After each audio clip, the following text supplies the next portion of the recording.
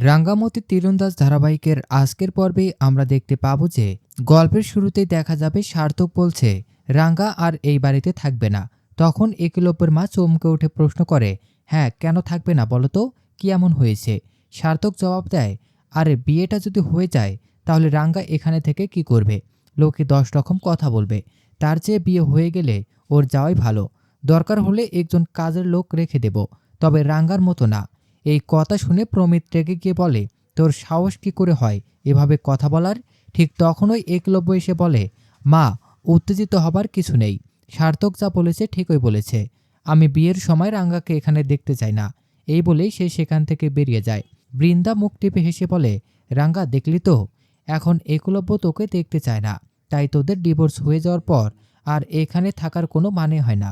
তুই চলে যা। অন্যদিকে আহিরি মনে মনে বলে, রাঙ্গার সময় এবার শেষ। আমি এবার হব এই বাড়ির ছোট বউ। আর রাঙ্গাও মনে মনে জবাব দেয়, এই তো আহিরি দিদি, এত খুশি হোস না। খোলা মাঠে ছেড়ে দিচ্ছি মানেই হার মেনেছি তা কিন্তু না। ওইদিকে পাঞ্চালি সব গোপন কথোপকথনের ভয়েস রেকর্ড করে রাখছিল। রাঙ্গা এসে বলে, দিদি সব ফাইল রেডি তো? পাঞ্চালি উত্তর দেয়, হ্যাঁ, সব ভয়েস ক্লিপ একসাথে পাসওয়ার্ড দিয়ে লক করে ফেলেছি। এমন জায়গায় রেখেছি যেখানে কেউ পাসওয়ার্ড ছাড়া খুলতেই পারবে না। ঠিক তখনই দরজায় টোকা পড়ে। রাঙ্গা বলে, তাড়াতাড়ি ল্যাপটপ লুকিয়ে ফেলো। দরজা খুলতেই দেখা যায় অদিতি আর পিসিমণি দাঁড়িয়ে আছে। পিসিমণি রেগে বলে, রাঙ্গা তুই কি করতে যাচ্ছিস রে? বৃন্দা তো টাকার জন্য বড় বৌদির মাথা খেয়ে ফেলেছে। রাঙ্গা বলে, পিসিমণি মাকে বলো যেন একটা টাকাও না দেয়। এখন যদি কিছু দেয় তাহলে পুরো জিনিসটাই শেষ হয়ে যাবে।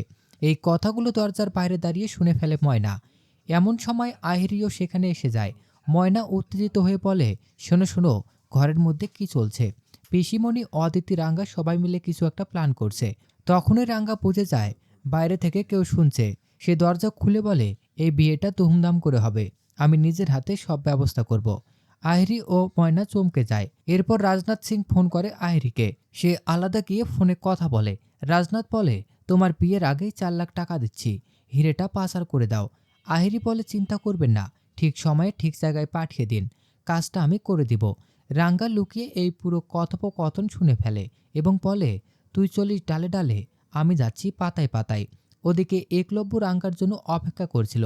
রাঙ্গা এলে সে বলে, তুমি ডিভোর্স দিয়ে কিছুই চাওনি, তবু আমি তোমার প্রতি দায়িত্ববোধ থেকে 5 লাখ টাকা দিচ্ছি। এটা তুমি কি করবে সেটা তোমার ব্যাপার। রাঙ্গা বলে, দিচ্ছিস যখন নেব না কেন, এবং টাকাটা নিয়ে ফেলে।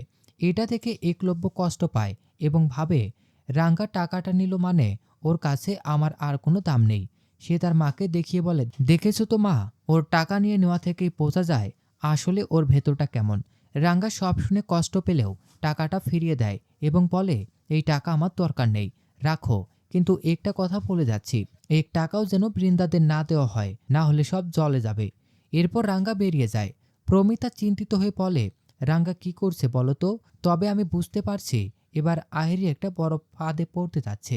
এদিকে আহিরি ফোনে একলব্যের সাথে কথা বলে, আর সেই পুরো কথাটা শুনে ফেলে রাঙ্গা। একলব্য তখন রাঙ্গার পাশ দিয়ে গেলেও রাঙ্গা তার দিকে তাকায় না। অন্যদিকে আহিরির বাবা মা চিন্তিত হয়ে বলে, 15 লাখ টাকা খরচ করবে, সেই টাকা কোথা থেকে আসবে? আহিরি তাদের বের করে দিয়ে বলে, আপনারা চিন্তা করবেন না, আমি ম্যানেজ করে নেব। আবারও সে রাজনাথ সিংকে ফোন করে বলে, আমি এখনই বের হব, ছেলেটাকে পাঠিয়ে দিন। রাঙ্গা এই কথাগুলো শুনে ফেলে এবং ভাবে, না, আমি আর বসে থাকবো না, এবার তাকে হাতে নাতে ধরতেই হবে। এরপর রাঙ্গা রায়েরিকে ফলো করতে বেরিয়ে পড়ে এবং মোবাইলে ভিডিও করে ফেলে আয়েরি হিরে পাচারের ঘটনা। তো দর্শক, এই ছিল রাঙ্গামতি তীরন্দাজ ধারাবাহিকের আজকের আপডেট। পরবর্তী আপডেট সবার আগে পেতে আমাদের চ্যানেলটি এখনই সাবস্ক্রাইব করুন।